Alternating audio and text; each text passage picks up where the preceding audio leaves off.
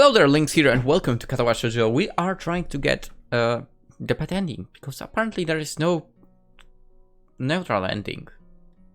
I found out on, of course, Reddit, because where else? I'm surprised. Anyway, load. And that choice. And we are going to choose to go after her this time. Let's see where this will lead us. The only way to find out is to go to the source, and the source is currently pretending that she has to use the toilet. I excuse myself politely from the table and head that way. On to catch sight of Emi, not in the bathroom but in the kitchen just next to the living room. Emi's left the door open, and as I approach I can see that she's holding on to the table in an attempt to compose herself, an effort that fails as soon as I open my mouth. Does it look like nature's call was that urgent? Emi jumps and glares at me. What are you doing here? I didn't come here to be with other people. I just wanted to help you. You look pretty rattled. I said we're starving to die, and besides I thought we'd established that you can't help me. No, we've established that you're stubborn. Look who's talking, the guy who followed me. This is different. I want to help you with whatever this is. Fine, because I just want you to leave me alone. But why? Why can't you just trust me? We've been over this already, Hisao. I've got to deal with stuff on my own. I won't accept that. You need my help. You just won't take it. Ow! Okay. Oof. My wording seems to have been a little off. I need your help. Well, it's a good thing we met, isn't it? Because otherwise I guess I'd just be a broken human being, wouldn't I? No, it's a damn good thing that Hisao came along to save the day, ain't it? Because God knows I can't save myself, can I? I'm just a poor, emotionally damaged cat with no legs, right? I mean, you know, I don't think that... Really? Because if you thought different, then I don't think you'd be here saying I need your help. I've gotten pretty far enough as a normal human being without you. So, what? Nothing we shared was important. I'm just the guy who hangs out with you. You're my boyfriend, Hisao, not my savior. Well, no. That much is obvious. You won't even consider that I could be help to you, will you? You'll just bottle it all up, hope that around will solve problems, or you'll convince me and we'll fool around until you feel better. That's not being a healthy human being, I mean. That's not what a relationship means. Well, it's what it means to me right now, Hisao. I wish. She seems to reconsider her words just then. A flicker of pain, of doubt on her face. For a moment, I think she's about to cry. But the moment passes, and now she's composed herself again. Whatever the wish was, will have to go unspoken.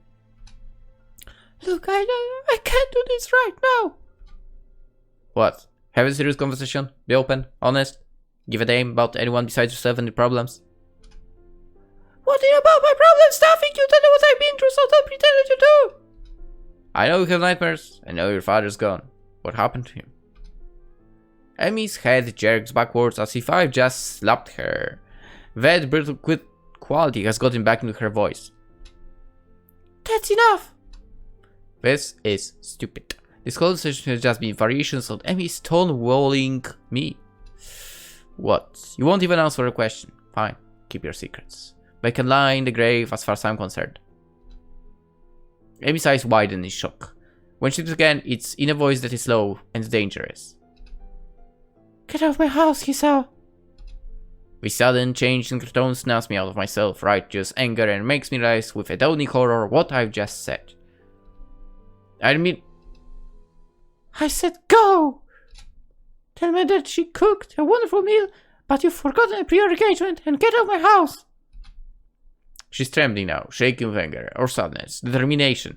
Her voice is still low, controlled, almost a growl. I reach out to put an arm on her shoulder, to apologize for going far, but she jerks away from my touch. Get out!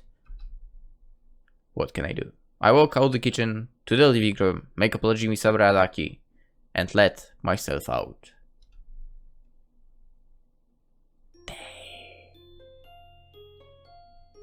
I did not expect him to say something like that with her. Dang. This was quite literally a, I would say, a relationship breaker there. The morning alarm sounds and I roll over, switching it off. My eyes open blurrily to stare at the ceiling. What am I going to do? Do I get out of bed and go down to the truck and pretend that nothing happened? Will Emmy even show up? After last evening's events, I highly doubt it. Even supposing that she did, what would I do then? Get over this fight just to dance the same routine the next time something's bothering her. I know that I spoke hastily last evening, especially trying to use her father as a leverage. But was anything I said really off the mark? She won't let me ever, and she'll be forced to suffer alone. Nothing I do, nothing I say is going to change that. She won't change, and she's already decided to keep me at arm's length. Can I really bring myself to go down there and see her, knowing that I'm never going to get past where I am now? No, I decide. I really can't. Not today. I'll over and go back to sleep. She probably won't be there anyway. A similar mental conversation repeats itself when it comes time to go to lunch, and I eat in the cafeteria alone. I don't want to see her. The very thought makes me feel ill. That night I go for a run. I'm solo for the first time since Emmy got sick after the track meet. Skipped seeing the nurse just in case he asked about Emmy. I don't want to talk about her either. The next day I do the same thing. Alarm off, stay in bed, eat alone, run alone. To fill the time that I would usually be spending with Emmy, I start reading more. It works surprisingly well until I find myself ducked into the restroom because I see her walking down the hall in between classes. If she noticed me, she didn't show it, even though I don't suppose she ever shows anything. Certainly not to the girls from her class I see talking cheerfully to her. Or to her fellow track members. Especially not to me. Alarm off, stay in bed. Muto and I have a lengthy talk about the possibility that string theory is plausible. I don't buy it myself. More than 4 dimensions I can buy, but a bunch of vibrating strings at the subatomical level, that's asking a bit much. Looks like I'm not the only one to think this way. Apparently it's not really as strong a theory as it once was. Muto says that's just because nobody has found the right way of looking at the data yet. It alone. The rooftop is deserted today. I briefly wonder where Emmy and Rina are, but shrug off the question. The important thing is that they aren't here, so I won't have to talk to them. Since I have nobody to talk to, I bring a book with me to read. The weather's nicer if getting a little hot. Hopefully it will be cooler in the evening. A cool breeze seems to back up my theory. Run alone. It is, in fact, cooler at the track. No signs of Emmy, which is exactly the sort of thing I'm going for. I stretch out and start on my usual run, trying hard to ignore the lack of a running partner in front of me. Finding my thoughts drifting dumbly to the girlish laugh, incorrigible grin, those white and friendly eyes, her incredibly toned body. I increase the pace to clear my head, chew up the distance between me and the turns, find the speed that hangs within any of my legs and how much they burn. I glance at my watch as I round the final turn, noting that my time's gotten faster. My heart seems a little squirrely tonight, so I gave myself a few extra cooldown laps just to be safe. No reason to bring this to the nurse's attention. I'll be fine. A rather Amish thought to have, I'll admit. I have to hope that eventually I'll stop thinking about her so much. I finish another book before going to bed that night. I'll have to stop by the library tomorrow.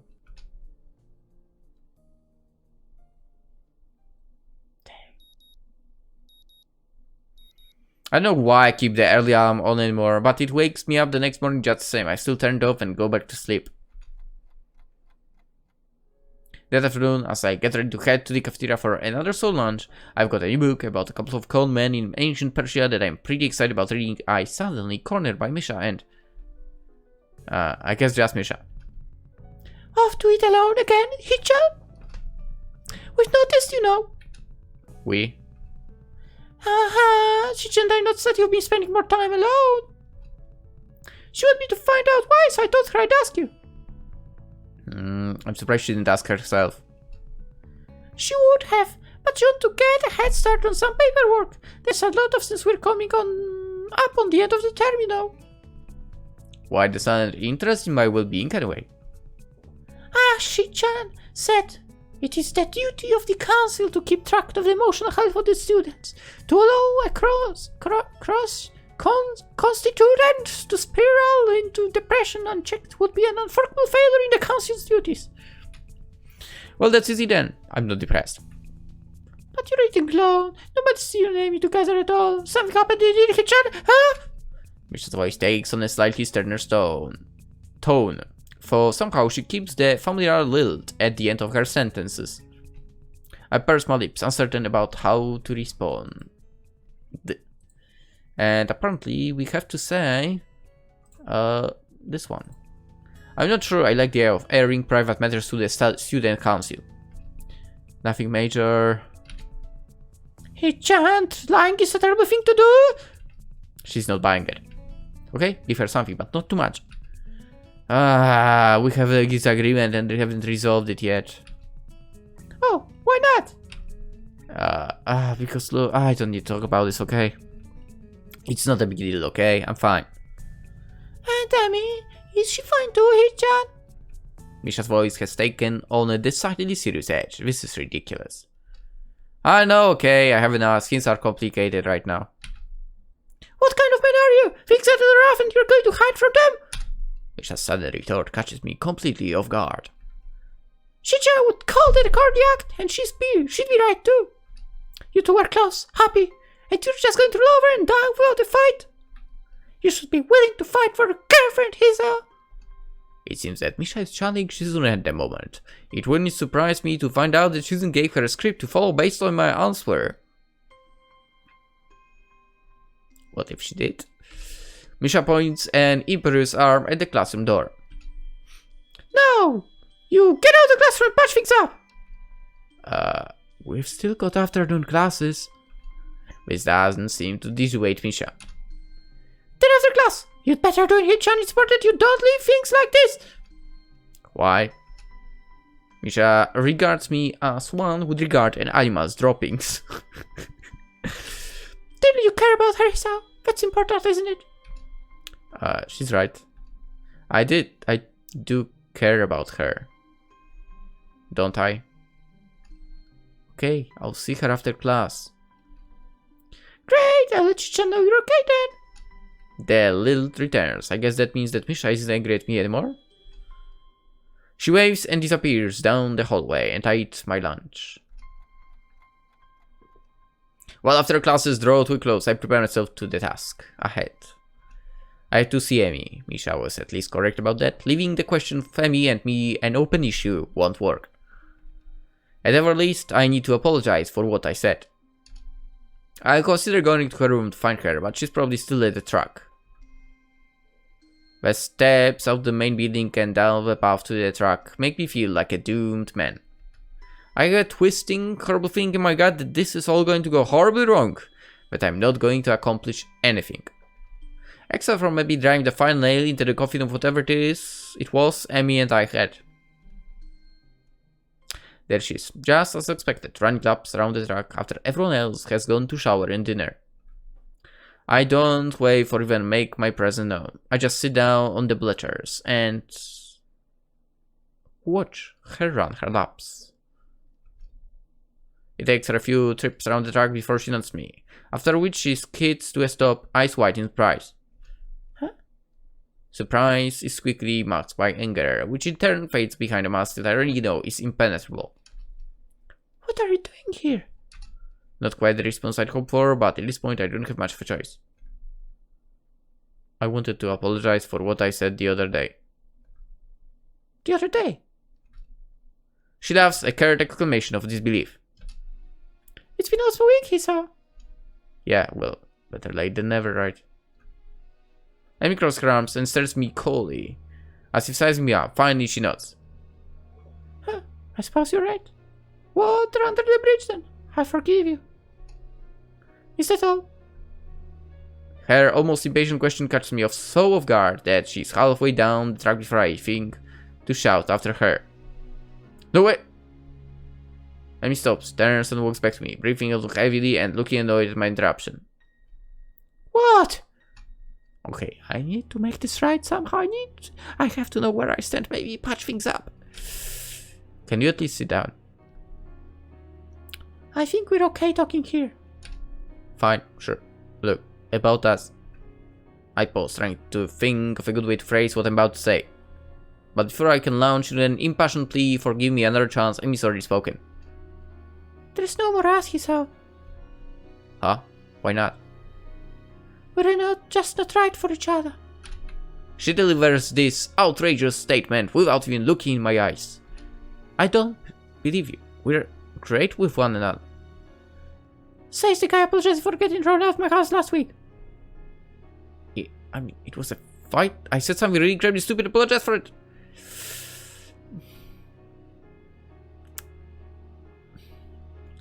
I mean, I understand her in this situation. And how many times had we already discussed the problem that we started the fight? How many times had I told you that there was a set boundary that I wouldn't cross? And how many times did you keep trying to cross it? Because that boundary was stupid. Oh boy. He's going all the way. It won't be one nail to that coffin. Damn. Amy rolls her eyes, folds her arms across her chest and cocks her head to the side. Do you see this, Hisao? This is why we're not right for one another. Her voice softens a little and she reaches out to stroke my cheek. You're a good guy, but we're not going to work. With a horrible, lurching feeling, I realize that she's been practicing this, maybe every day since I left her house. Even the cheek stroke seems rehearsed, like something out of a movie. She never intended to give me another chance. Hell, she probably would have been fine with never seeing me again. So, that's it then. Nothing else to say but, gee, it was fun, what lasted but so long.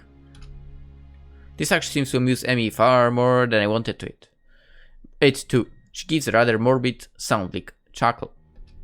That's how I've lived my life, That's how I lived my life, Hisao. You should know that by now.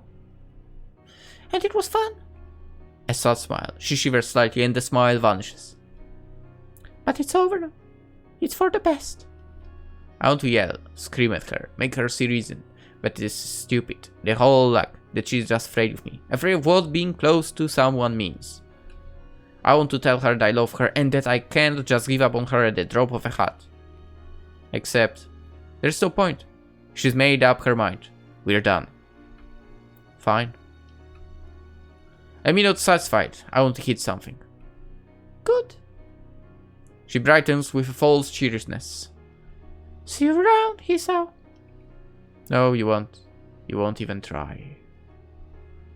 She shrugs as if to say, have it your way. And turns her back on me once more, quickly accelerating round the curve of the track. I feel up. This is it. The end of the road for us, whatever it was. Closure, at least.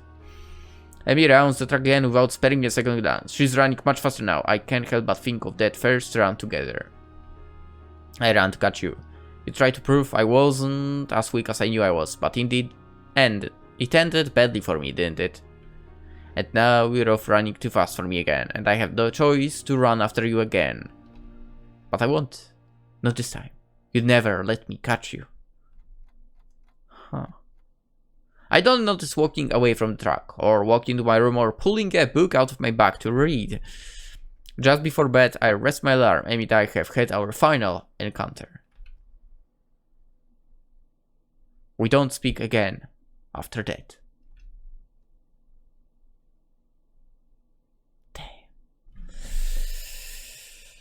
Whew. I mean, I understand. I kind of understand. In the bad ending, it's basically Hisao who doesn't try to understand at all, I would say. Painful. Painful. But that's how it feels, at least.